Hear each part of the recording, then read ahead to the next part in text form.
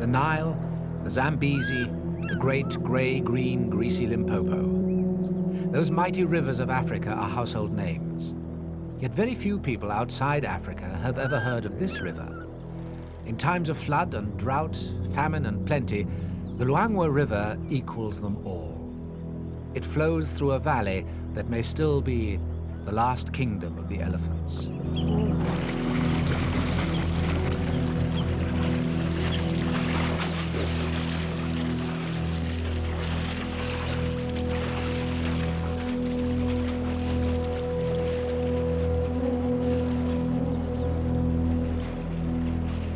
"20 years ago, the Luangwa Valley in Zambia was Africa as everyone dreams of it before man began to slaughter and confine its wildlife.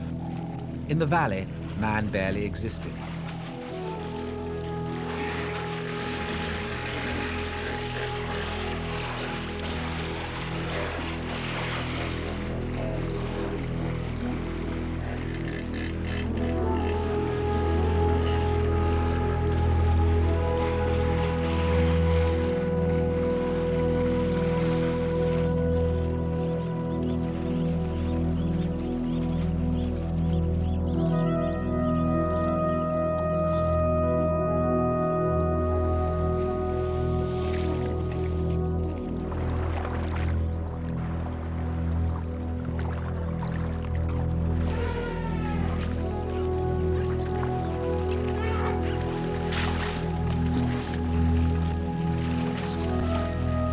The Luangwa is a river whose moods, both savage and benign, govern the lives of every living thing within 30 miles of its banks, even down to the smallest elephant that struggles to cross it.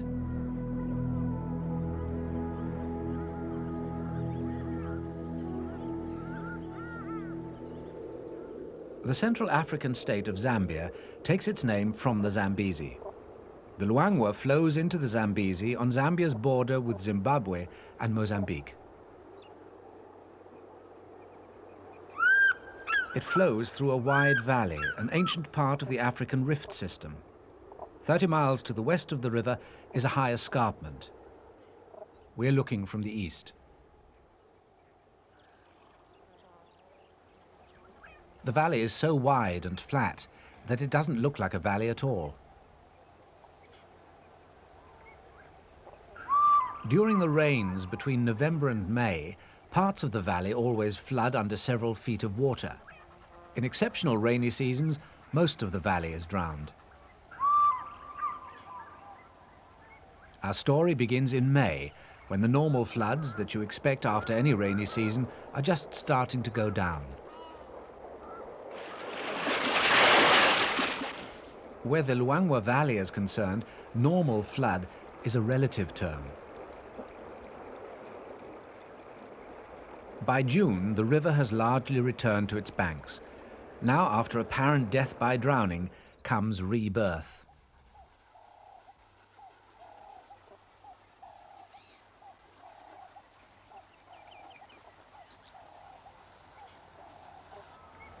The river and the rains that feed it have brought about a miraculous greening of the valley. It is as if every tree, every bush has drunk as deeply as it can, knowing that it will have to survive at least 5 months of intense, waterless heat. A few trees burst into leaf, only to fall late victims to the floods. This valley has many ways of hoarding the river's gift. This is a dambo, the local name for a marshy depression. It lies a mile or so back from the river itself. It's an apt enough name now. In 3 months' time, there won't be a drop of water left in it. Because of the sandy nature of the riverbed, the Luangwa changes and rearranges the scenery along its banks. These mounds of silt left by floods weren't there last year and certainly won't be there next. After the floods die down, there's food everywhere in the valley. Luangwa's 20,000 elephants are quick to take advantage of the plenty. And not only elephants. The valley contains one of the greatest concentrations of large animals left in Africa, mainly because large areas of it are almost completely undisturbed.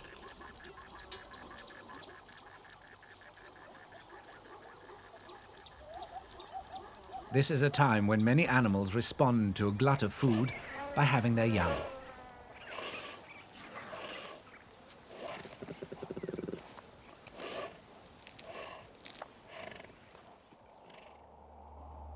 The river is back in its meandering course, but now that course alters and drastically affects the lives of the valley's animals. This loop is an oxbow lagoon in the making. Perhaps after next season's floods, it will have become cut off from the main river and formed a lake. The river forces a short cut across the narrow neck of the oxbow. Silt builds up, forming a new lagoon. When the river next rises, the oxbow is once again flooded with muddy water. After the river has returned to its new course, the mud sinks. This silts up the oxbow until it becomes a shallower, permanent, U-shaped lake.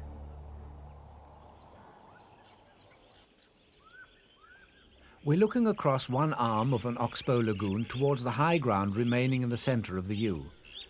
These oxbows become reservoirs during the early part of the dry season and attract a cross-section of the valley's wild animals.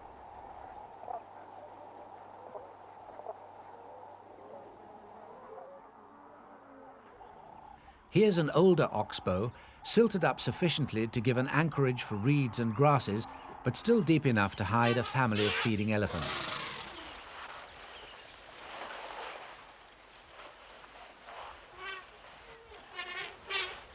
An oxbow acts as a magnet to animals of all kinds. A wood stork drops in to fish, shading the water with its wing, the better to spot the quarry.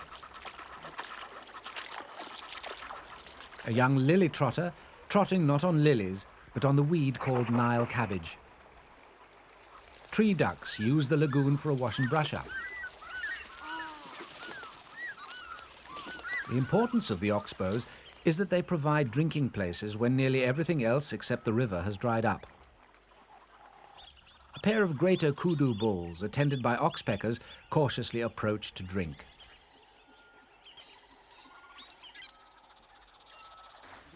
Hippos enjoy oxbows as restful wallowing places. Peace and quiet vanishes when a herd of buffalo move in for a drink. During the rainy season, the buffalo have split up into small parties. Now, as the water sources become scarce, they band together in herds of 1,000 or more. Buffalo are the chief prey of Luangwa lions. Forming a herd of 1,000 or so is a good defensive measure. They know the lions will be hunting wherever grazing and water are plentiful, and that means close to the lagoons and to the river itself.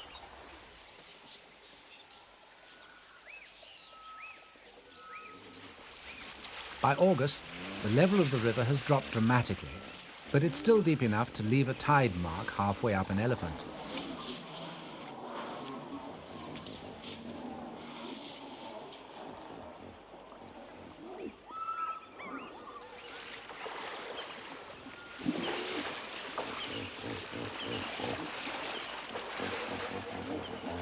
The mother shields her charge from the force of the current and finally moves, ready to give a tow if necessary.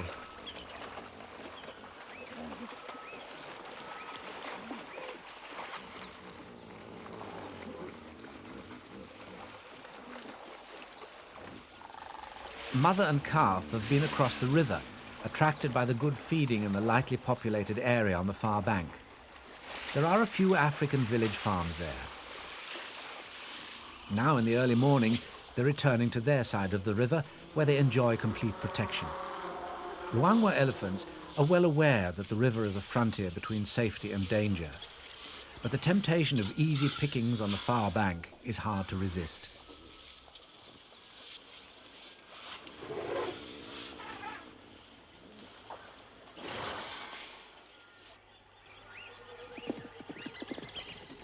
The bank that means safety for the young elephant by no means guarantees it to other animals.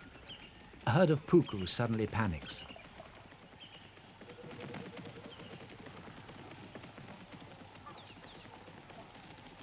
A small party of hunting dogs is on the prowl.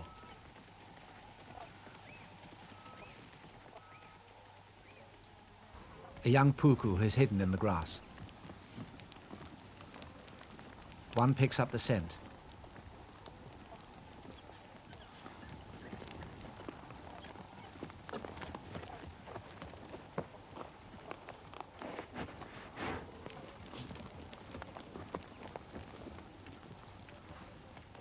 Against all odds, it escapes.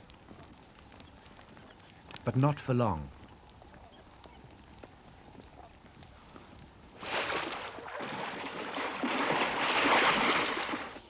August is the time when many of the trees produce their seeds and fruit, and the elephants know that the bounty of winter thorn, ebony, and machenja is theirs for the shaking.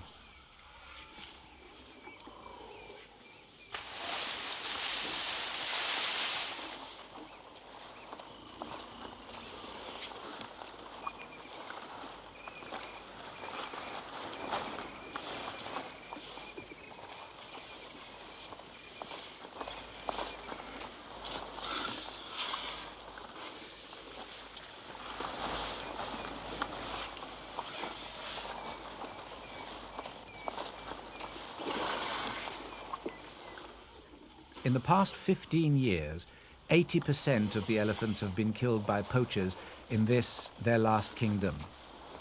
The valley is 450 kilometers long and 45 wide. The elephants are seldom seen in large herds. Instead, they're dispersed in small family and kinship groups.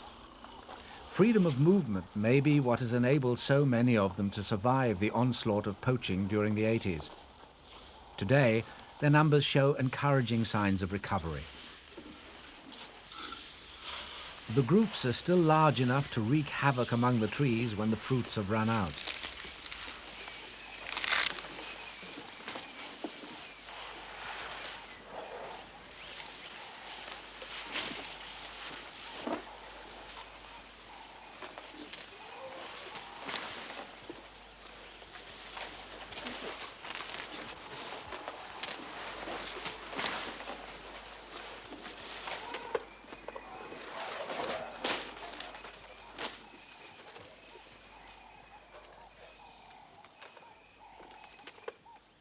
Mopane, winterthorn, baobab. They strip or ring bark indiscriminately. It's the same with the last few concentrations of elephants everywhere in Africa. The difference in the Luangwa Valley is that here the elephants are being left to sort out their own problems without man's interference. The battle between the elephants and the trees sways from one side to another across the valley. At times the elephants seem to be winning, leaving large patches of woodland looking like the shattered treescapes of World War I.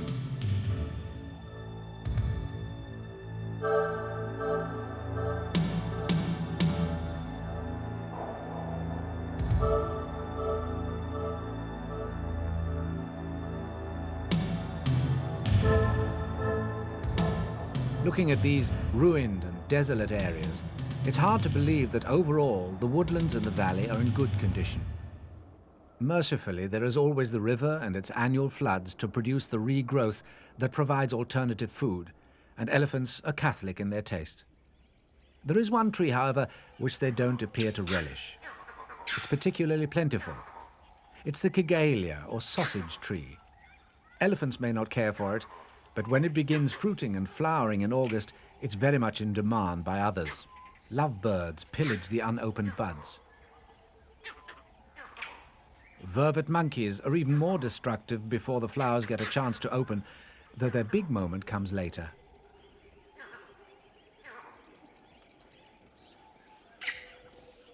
By September, the kigelia season is in full swing, offering a choice of blossom, buds, nectar, and young fruits.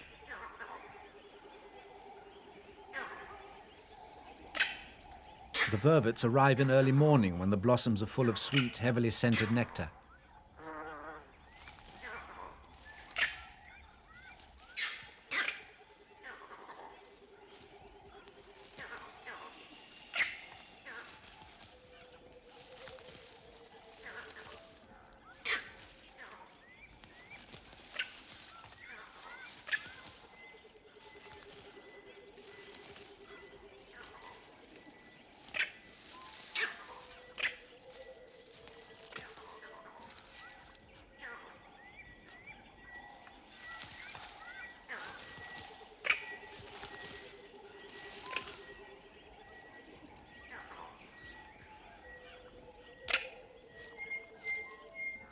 Impala wait below for the handout.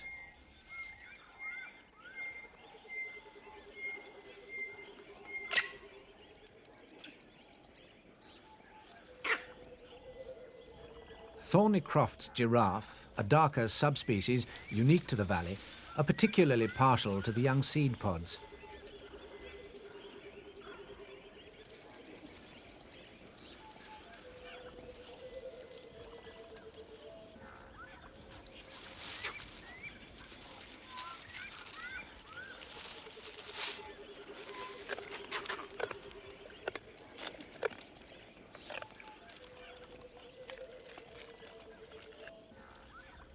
The long blue tongue snakes out and tries to lasso a young sausage.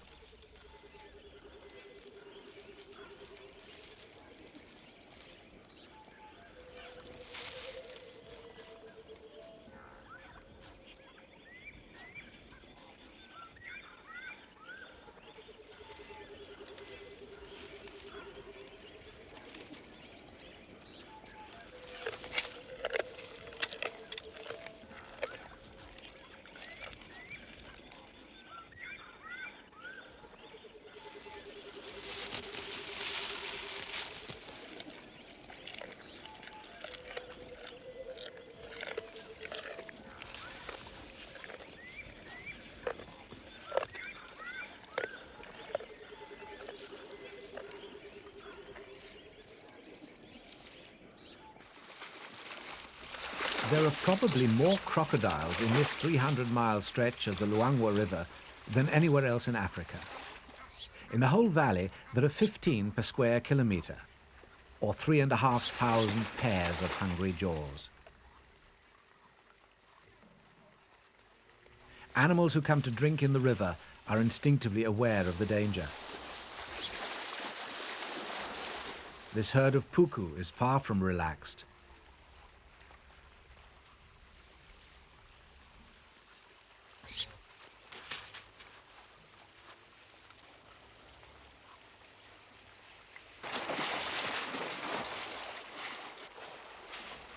Thirst urges them to persist, until at last one of their number takes one step too close.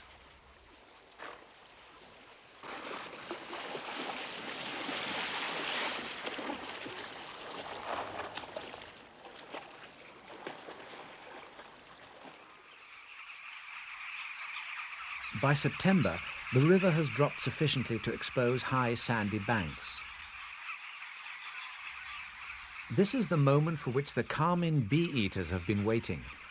These brilliantly coloured birds return to the Luangwa each year from the east coast 750 kilometres away. The river provides them with everything they need to raise their young. Banks soft enough for them to dig nesting tunnels with their curved beaks. Plenty of food in the form of aquatic insects. Their courtship flights often take place over the water.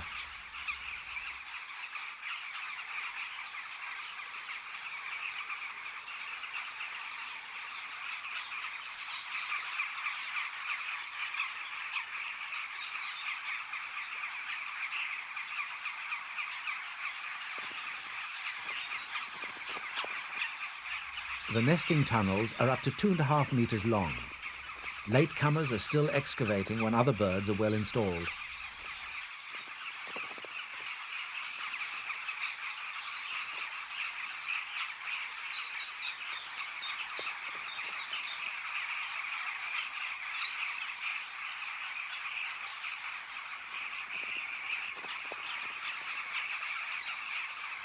Like everything else in the valley, their program is closely tied to the seasonal state of the river. First, they wait until the water level falls, exposing tall, firm banks. Then they must rear their young to flying stage before early rains threaten the colony. White-fronted bee-eaters sometimes share the same nesting site. In late August, the eggs hidden deep in the nesting tunnels start to hatch.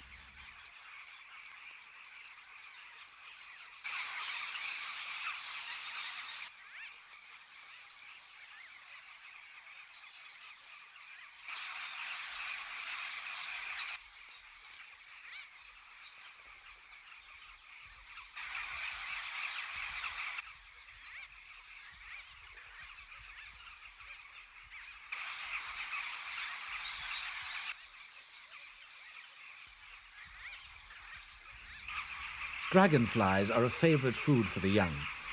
Bees seem hardly to figure on the Luangwa bee-eater's menu. Perhaps it's just a question of availability.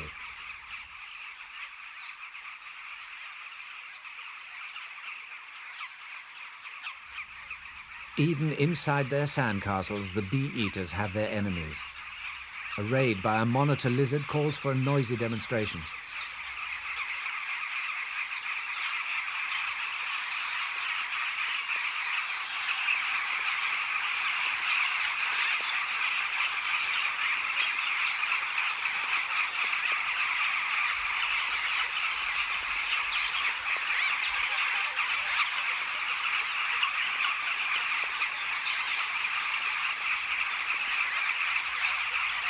But now the colony is threatened by a far greater danger.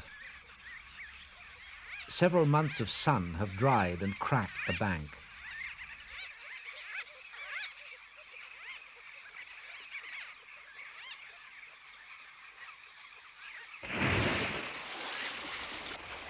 It only takes a few buffalo to trot by overhead to start a collapse.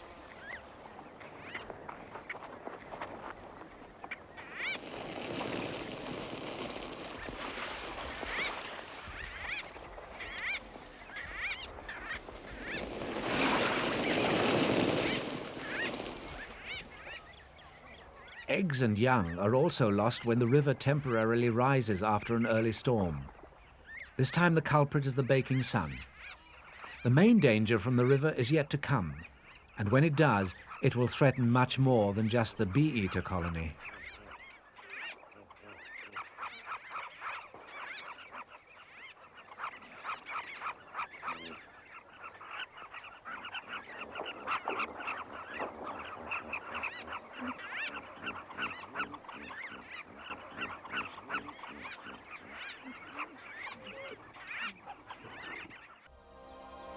It's October, and the Luangwa River is at its lowest. The sun temperatures are reaching 50 degrees centigrade.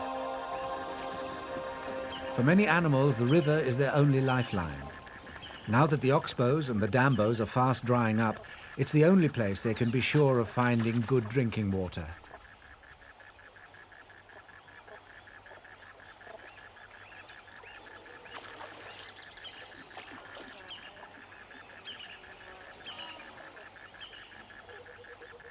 Though these giraffe are cautious as always, the open shoreline offers them a fair guarantee against surprise by lions.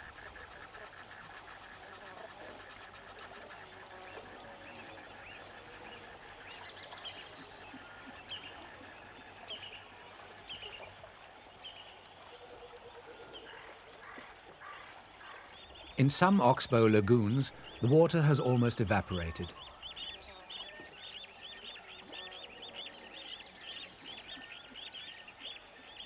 The fish are concentrated in the muddy puddles that remain. Some species can survive by burying themselves in mud, if they get the chance.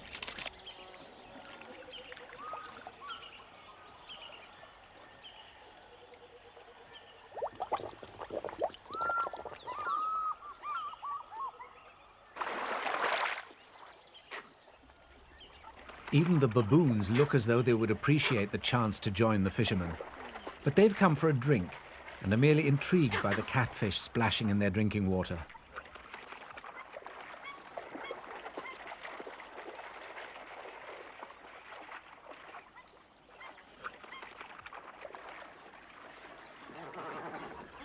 Catfish are more to the taste of the great white pelicans who flock to the drying oxbows for easy pickings.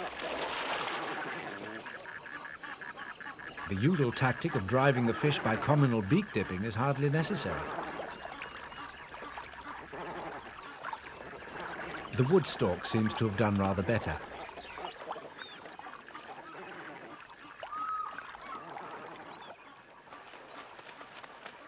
Some very unusual anglers join in. The kite is normally a scavenger.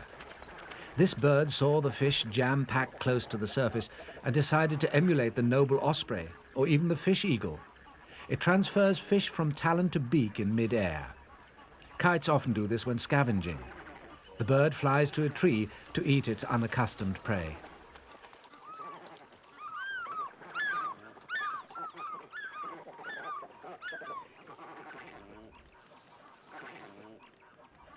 A moment of undignified rivalry among fish eagles.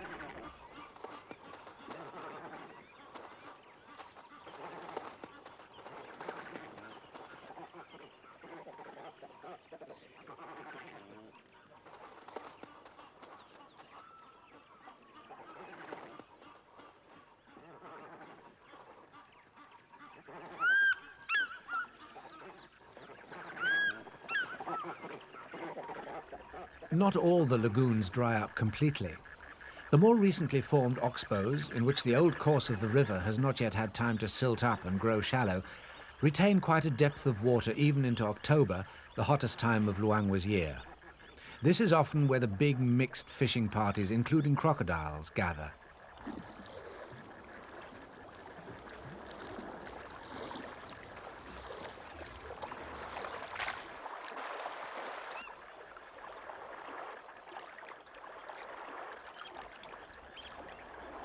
Woodstalks often content themselves with frogs.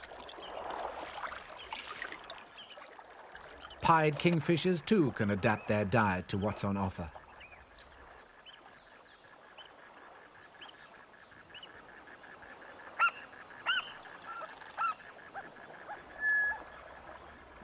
The African skimmer makes the most of the deep water left in the lagoon by scissoring the surface for tiny organisms with its lower bill. The motto for everyone is, get it while the getting is good. It may be gone by tomorrow.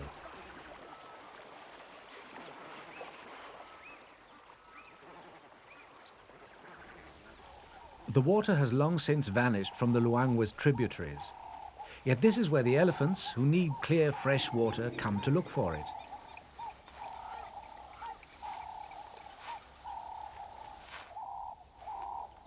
They know that there is still water 2 or 3 feet below the dried-out bed of these sand rivers. They come in small family parties to dig, and in digging, they help other animals. The bushbuck, for instance.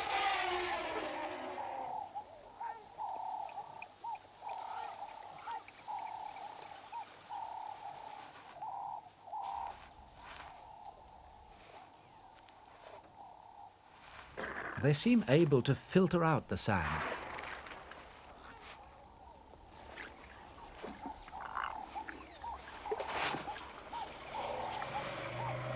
Even the calves have that skill.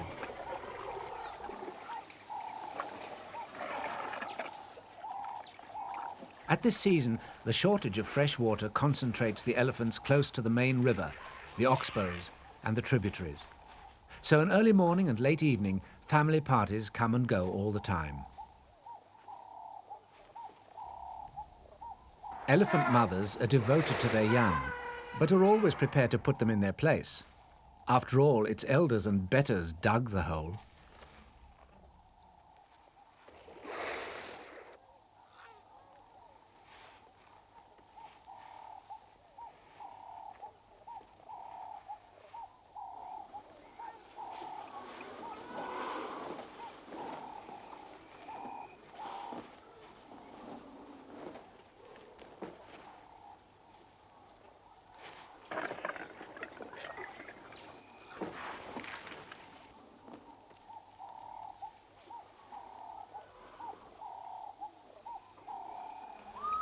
There is water even beneath this unpromising-looking site.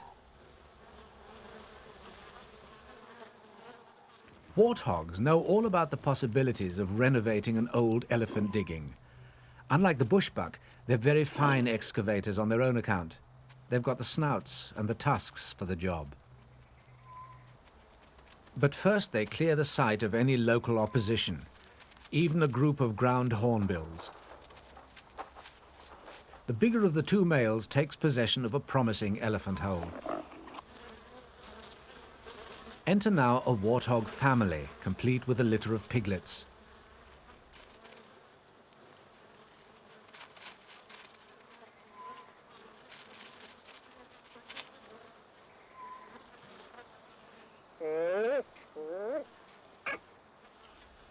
They obviously know about the drinking place. They've probably used it before.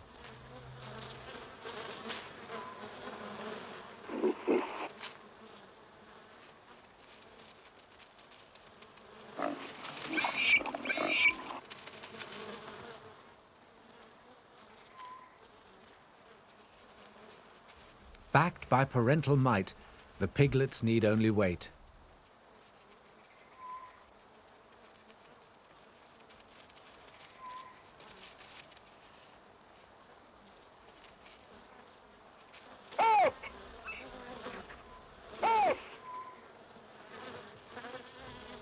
But the occupant plainly isn't a reasonable sort of warthog.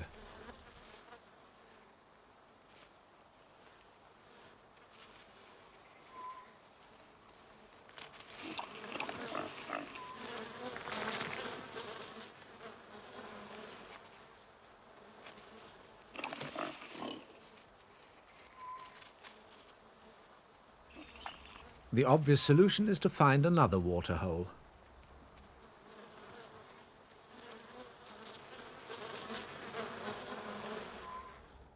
There is one drinking place which stays open right through the dry season.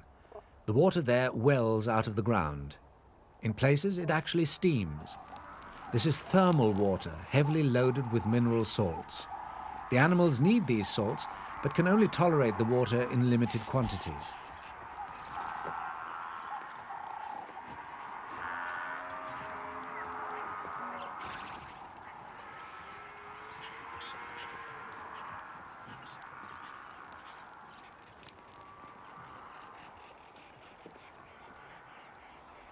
Whatever the internal effects of the thermal water, it's always good for external treatment.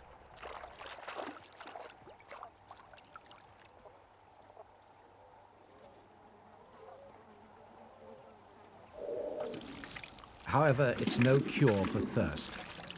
By late October, the hottest time of all, thirst is a universal problem.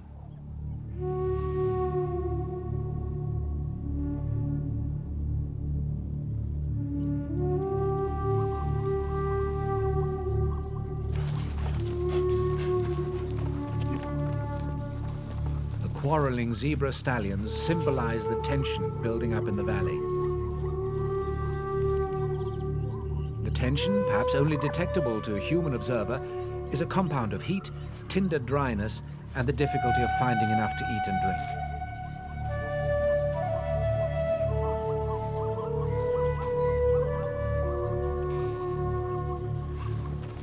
drink. 15 years ago, Luangwa was the last stronghold of the black rhino. 4,000 of them lived in the valley. Today, a scene like this is unimaginable. There may now be only 40 black rhino left in the whole of Zambia. Poachers have killed the rest. Once, their only enemy was drought.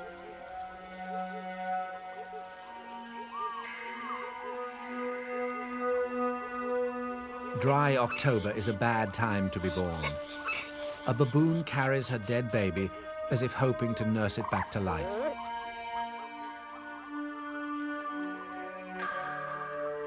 It's even a bad time to be young.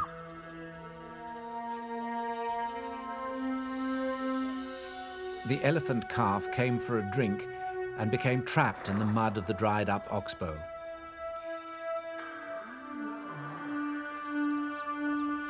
The same happened to this baby rhino. The kindest thing is that a predator will put them out of their misery.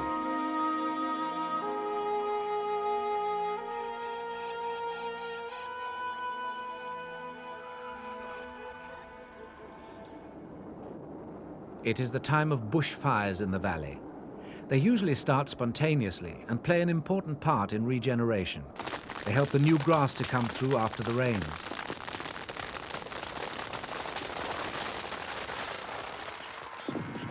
Big animals are not troubled by the fires. They can move faster than the flames. But large areas of burn do have the effect of cutting down such food as there is left at this season. So there are local movements. These roan antelope are part of a general restiveness.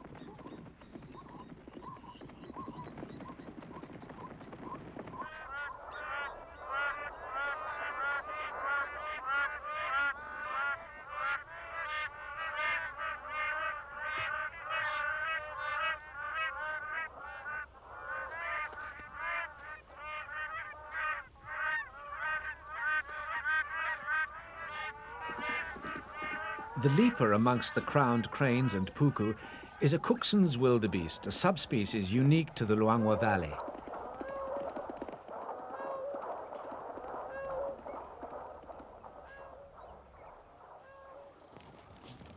And as if the heat and smoke, the drought and lack of grazing aren't enough for the plains animals to put up with at this low point of the year, there are always the ever-present and plentiful Luangwa lions.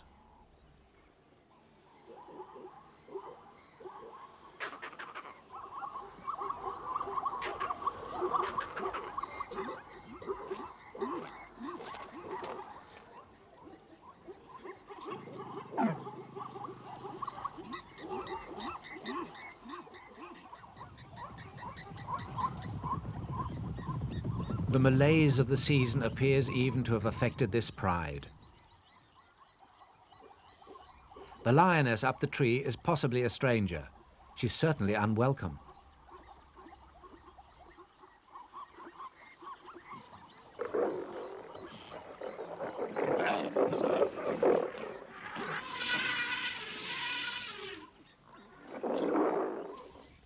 When she sneaks down, this is pointed out very forcibly.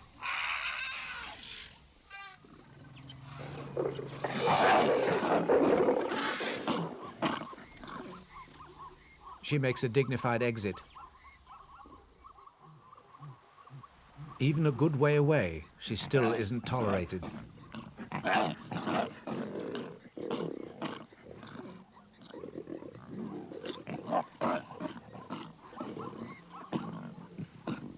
The residents move back to their tree.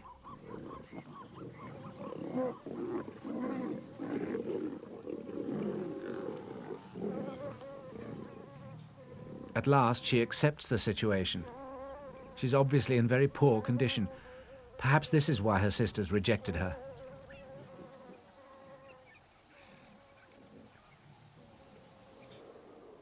By late October, many animals concentrate along the Luangwa River, especially these.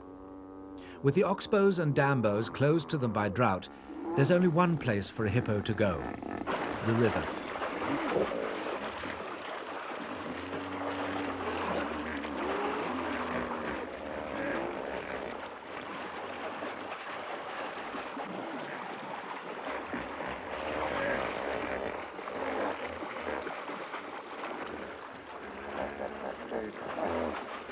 Whenever the sandbanks and currents favor them, they crowd into the resting and wallowing places, young and old alike. Other river dwellers take advantage of the situation, though it's likely to be a temporary one. Very little should be assumed from the apparently benign expression of this bather about the placid nature of this annual hippo gathering. The keynote is one of aggression.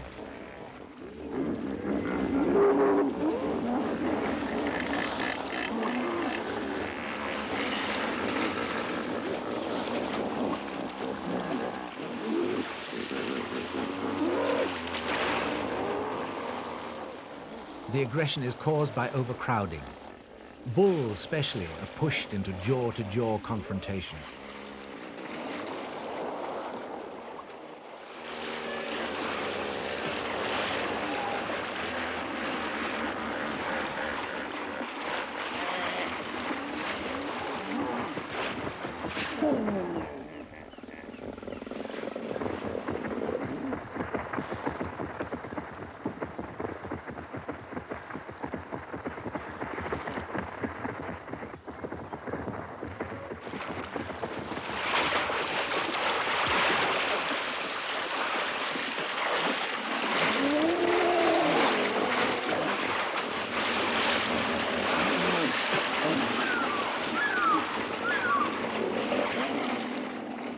It's rare to see two of the largest of the world's land animals even remotely troubled by each other's presence. The fact that the elephant herd is unhappy about the hippo in its path is possibly a direct result of the dry season overcrowding. Perhaps the elephants are touchy because they have a number of young with them.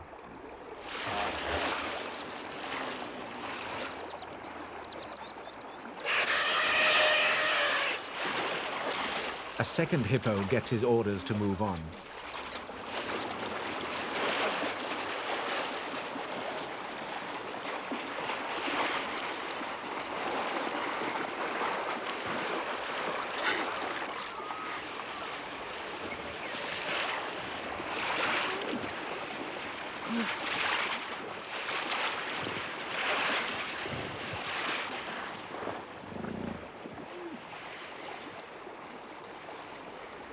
Though the hippos are very unlikely to harm the elephant calves, their tusks can do enormous damage. They cause a great many human fatalities. These fight scars show what a hippo can do.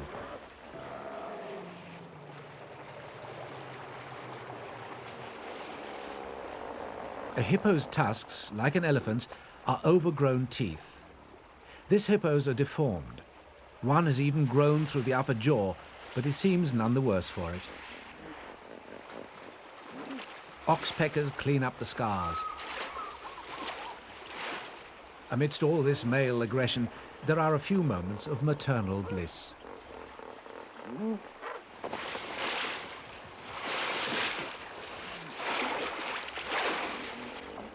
Here's another freak among the gathering, a pink hippo. A strange pigmentation doesn't seem to be a disadvantage.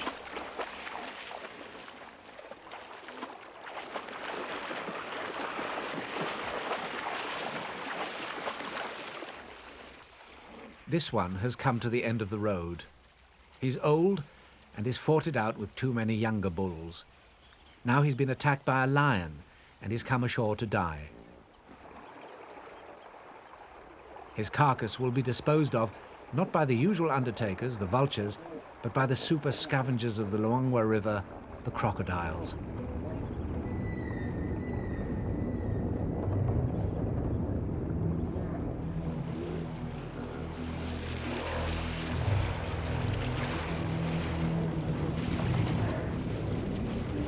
Hippos and crocs between them present a scene of primeval violence.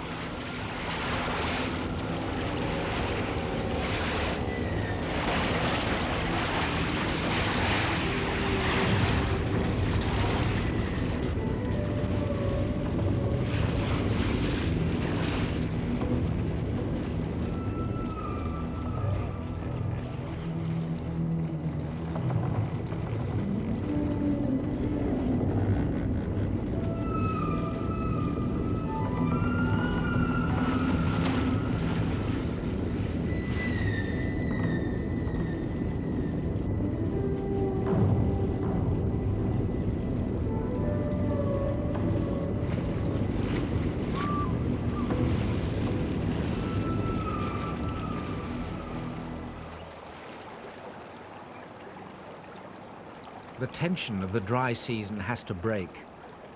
In late November, the first cracks appear. The clouds pile up and heavy showers fall.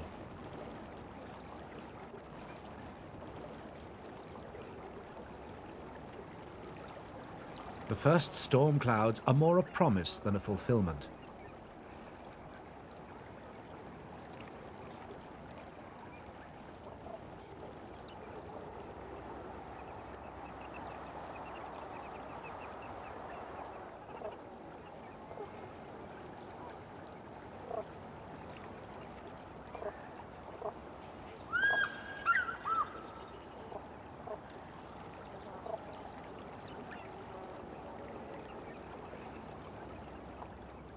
The fulfillment isn't long in coming. Throughout December, the storms become more frequent.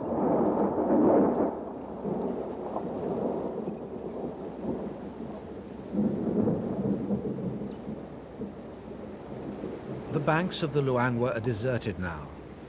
Elephant and buffalo move away as new grass and leaves appear inland. The crocodiles and hippos are left in possession. There's a general movement of animals away from the river.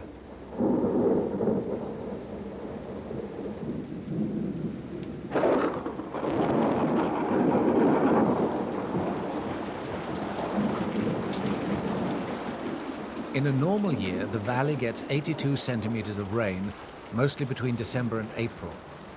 The year of our story was an utterly abnormal one. It seemed as though the sky had sucked up a large part of the Indian Ocean, especially to drop it on Luangwa. Such exceptional rainfall occurs only about every 8 years.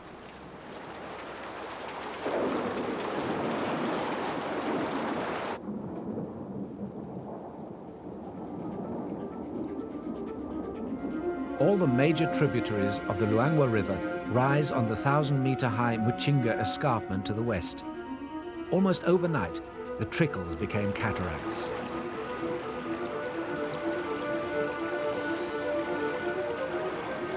The sandy riverbeds, where the elephants dug for water a few weeks before, are suddenly 2 meters under.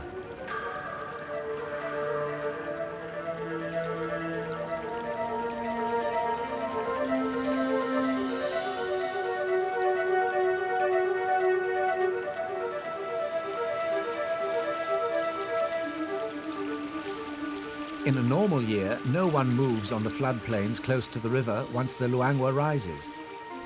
This particular year, it wasn't to be merely the floodplains that went under, but the whole valley.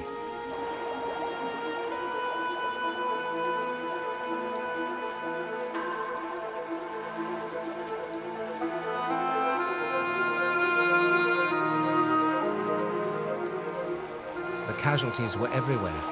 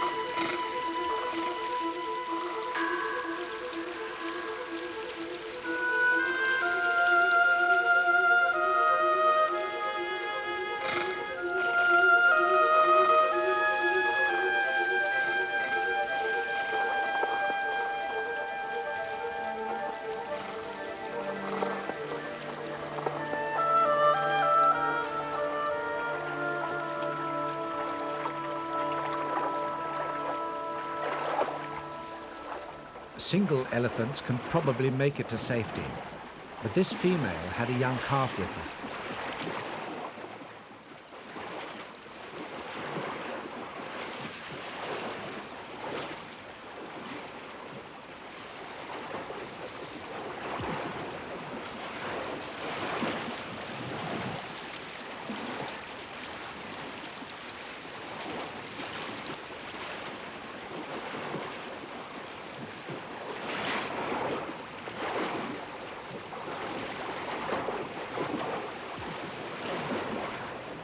She eventually climbed up the bank further downstream and managed to help her calf out of the water.